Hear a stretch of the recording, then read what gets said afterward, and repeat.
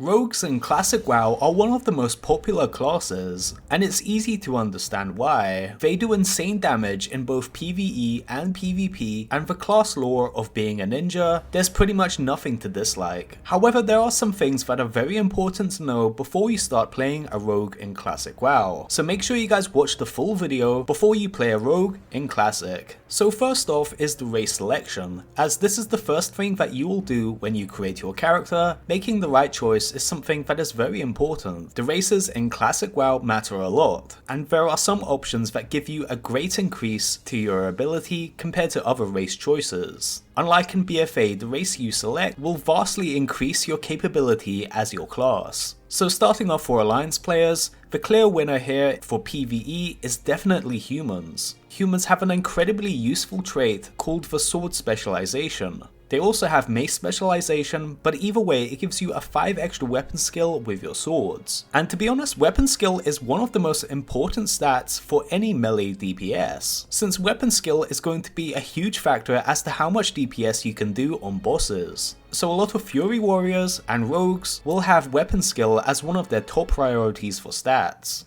And with the vast majority of best in slot items for rogues being swords, this is just a straight up increase to your DPS compared to any other race in the game. For PvP there is a less clear choice as to what race you should select when playing Alliance, because weapon skill doesn't actually apply to PvP targets. I would say Dwarf is probably the best due to their stone form, which has quite a few uses in battlegrounds and stuff. For the Horde, Orc is the best choice for both PvE and PvP, due to the hardiness and blood fury traits being so good. So in case you guys don't know what hardiness is, this gives you a 25% chance to resist any stun in the game. And this is a passive effect, meaning that you don't actually have to use any ability, you just get a straight up 25% chance to resist any stun. If you know anything about PvP, this is as broken as it sounds. This will straight up allow you to win some fights that you wouldn't be able to win simply because you dodged a cheap shot or some other stun. That's all well and good for PvP, but PvE, they have Blood Fury, which gives you a massive increase on your attack power for a few seconds. So if you're playing on the Horde side and you want to play as a rogue,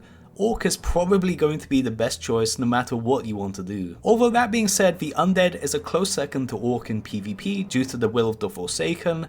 Similar to hardiness, this is an absolute lifesaver when it comes to PvP engagements. The Will of the Forsaken works a bit differently. It allows you to get out of a lot of crowd control every 2 minutes. It's basically like an inbuilt PvP trinket that you can use at any time. And it's debatable as to whether or not hardiness is better than Will of the Forsaken. Some people prefer Undead, some people prefer Orc. But either way, if you pick one of these races for PvP as a rogue, you'll be having a good time. The other races give either irrelevant racial bonuses or are way too small that it doesn't really make any influence. For example, the Night Elf get a 1% chance to dodge, you're never going to be tanking so it doesn't really matter. Rogues are also quite gear dependent, and like any melee class you are only as good as your weapon. I normally say that if you're leveling up in World of Warcraft, you should never buy anything from the auction house. However, if you're dependent on your weapon, you might want to invest in an updated weapon so that you can increase your DPS. You definitely want to keep at least your main hand weapon up to date with your level, because this is definitely the easiest way to increase your DPS as a melee class. Whereas the armor that you get only gives you a slight % increase on your DPS. The biggest gains come from your weapons themselves, so you may want to go out of your way to do some dungeons to get a nice sword or something.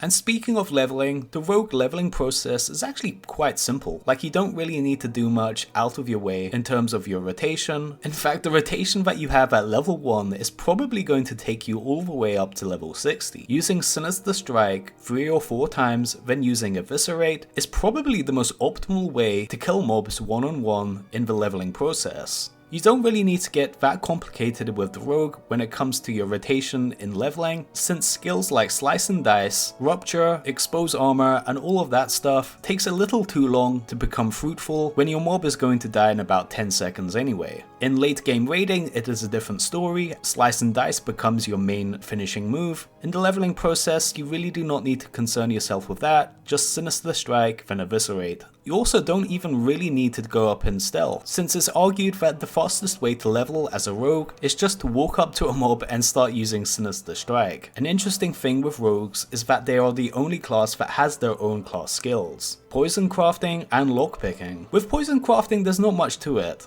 You'll max out this skill just by playing normally and crafting your poisons for your level. Once you get that quest and you just start crafting your poisons, there's really not much else to it. It's kind of like a formality. You don't really need to worry about increasing your skill level when you will max out anyway. As for lockpicking, it's a lot more elaborate. In Classic WoW's early days, there were very few people that were actually maxed out at lockpicking because it was so annoying to level up. Lockpicking basically allows you to open up lockboxes and open up doors that would normally be inaccessible. I believe the doors in Dire Maul, Scarlet Monastery, and Black Rock Depths are examples of doors that you can open as a rogue. To level it up, it's actually pretty cumbersome. You need to go to very specific places that are out of the way to open up some junk boxes. This will take quite a long time, however I think it's worth it, as your group will be very thankful when you can open up lockboxes for them. You will be that much valued in your group. You can even charge people to open up lockboxes in your capital cities, so it might be a cool little side income that you might want to invest in a 300 lockpicking skill to get. It's kind of a pain, but I think you should do this if you're playing a rogue. Just follow a guide and grind through it. Well guys, which class do you want me to cover next? Leave that down in the comments below.